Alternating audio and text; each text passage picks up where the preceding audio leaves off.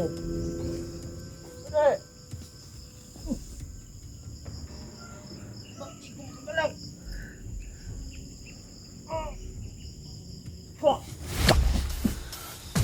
Lub. Yan mga tol. Isang mapagpalang araw. Mapagpalang hapon, mapagpalang gabi sa inyong lahat. Kung kailan mo man napanood yung video natin, ay thank you so much talaga sa inyong lahat tol. Sa lahat ng walang sawang sumusuporta sa atin at nagmamahal. Kaya mula noon hanggang ngayon nandyan kayo na umaalalay. Mega love shoutout sa inyong lahat tol, sa lahat ng mga solid natin.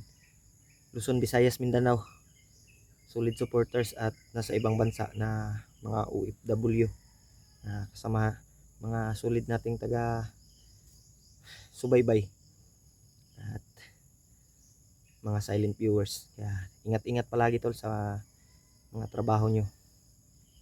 Patuloy tayo tol sa paglalakbay natin dahil kagabi ay nakontak ko si Remark at nagbigay ako ng location kung saan siya, kung saan ako, at sabi niya ay malayo-layo pa daw yung lalakbayin natin. Kaya papunta ako doon tol sa area na sinasabi ni Remark. Sa ngayon lang ay sa critical yung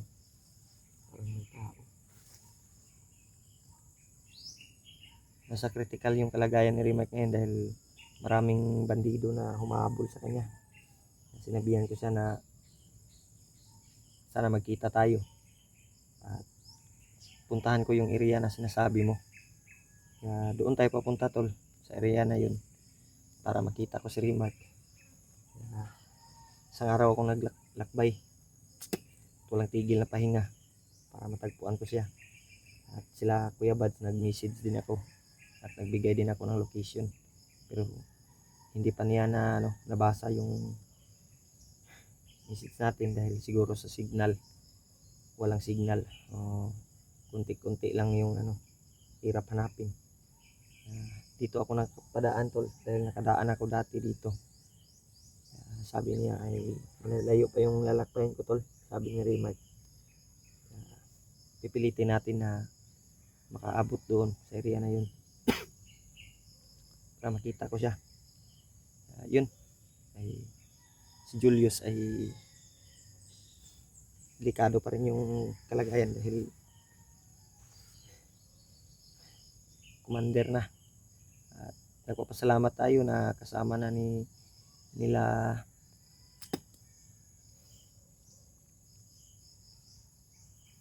si Jojo, nakasama na nila, nakita nila at naligtas nila. Ayun ay yung area na to ay nakadaan na ako dito dati, nadaanan ko na to. At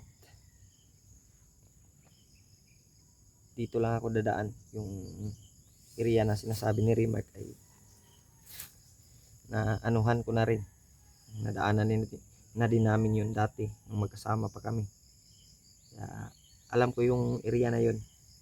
Kaya may shortcut na area dito kung saan yun makikita, pero abutin pa rin ng ilang araw bago tayo makarating doon. Pero depende sa tol, kung may mga bandido tayong makikita ay matagalan tayo, pero kung wala ay dito yung paglalakbay natin doon sa area na yun. Ipagdasal nyo lang tol yung kaligtasan namin dito, kaligtasan natin, naming lahat. Sana ay magkita-kita kami at makasama namin yung mga namin, mga kasamahan namin. Sana maligtas din namin si Julius. Huwag kayong mag-alala tol, ay susubukan nating bilisan yung paglalakbay natin para makarating tayo doon sa area na yun at makasama natin, makita natin si Remark. Hindi tayo magdadalawang isip na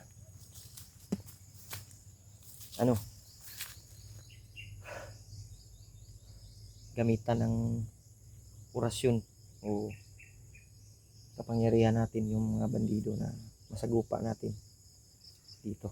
Kaya, ingat-ingat lang tayo tol sa bawat lakad natin. Kaya huwag kayong mag-alala tol sa kalagayan natin dito. Dahil sa ngayon ay medyo mahirap pa dahil mag-isa lang tayo, daming lamok. Pipilitin natin na gumamit ng silent kill at kapangyarihan kung para hindi mabulabog yung mga bandido na makikita natin. Gamitan natin ng orasyon. Kaya sabi ni Lolo Ambo ay gagamitan ko raw ng kapangyarihan na binigay niya sa akin, yung bungo ng bayawak. Kaya binasbasan pa rin tayo ni Lolo umakyat kami. Kaya effective pa rin yung kapangyarihan natin tol na binigay ni Lolo Ambo sa atin, na isang bungo ng bayawak na nakabaon sa katawan natin nandito sa ating dibdib at dito sa katawan natin. Kaya epektibo pa rin to tol. Kaya hindi tayo magdalawang isip na gamitin. Nakadaan ako dati dito tol sa area na to. Dito ako nakadaan nung papunta ako kay nung sama kami ni Jojo. Pinuntahan namin yung location na binalikan namin yung area ni Julius kung saan. Huwag kayong mag-alala tol,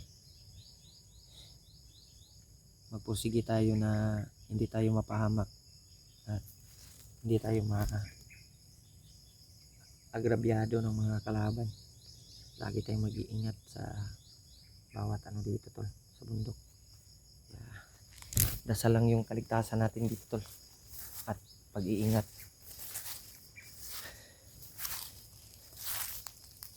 Yun, kapag tayo tol sa ating paglalakbay.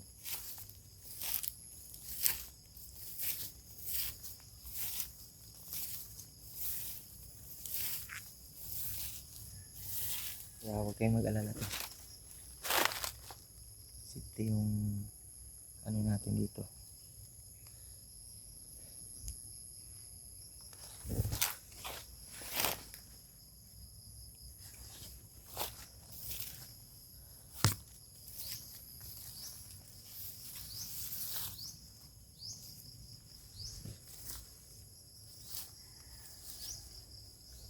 Baho ng dito tol area, ang baho ng patay, bahong patay.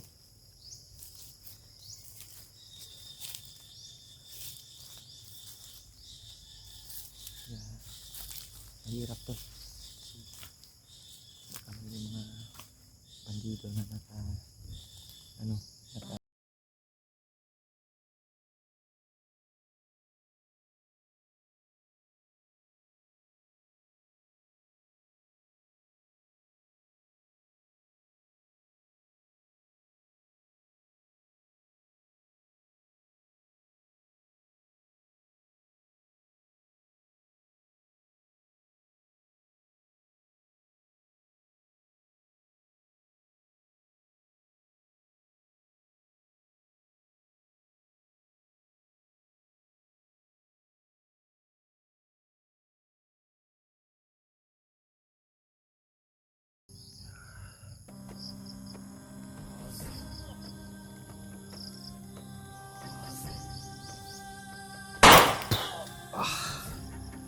patay.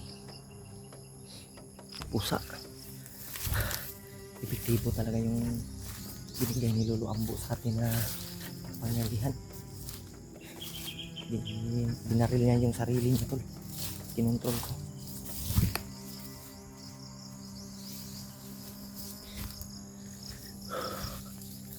Dito tayo dadaan tol.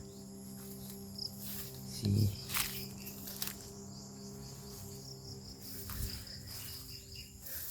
dito siya kanina tol. Nakatay.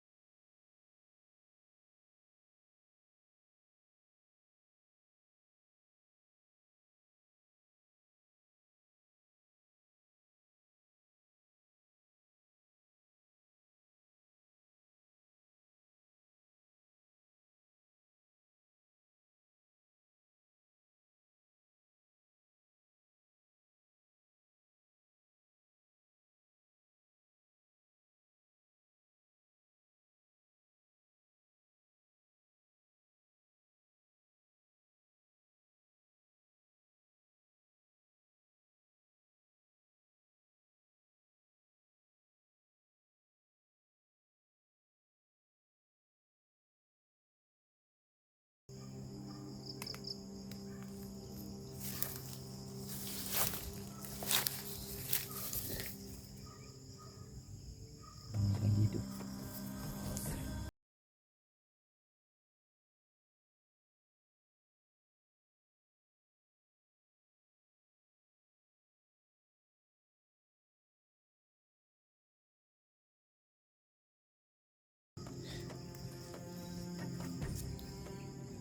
Hindi lang tayo kumpiyansa. Mapahamak tayo sa kalagayan natin. Pero sa paligid at lagi tayo mag-ingat sa ating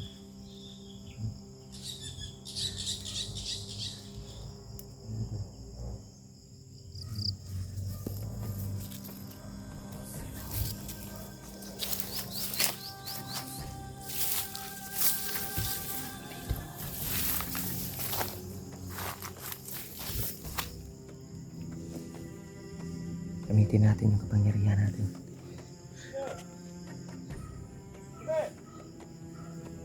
Saan na kaya yun?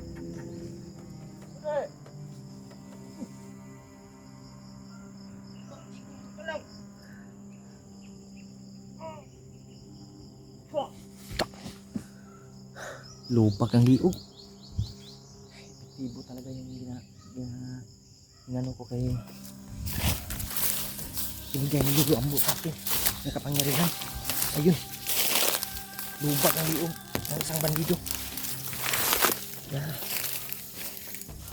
Salamat tayo tol na hindi tayo nakita. Buti na unahan ko.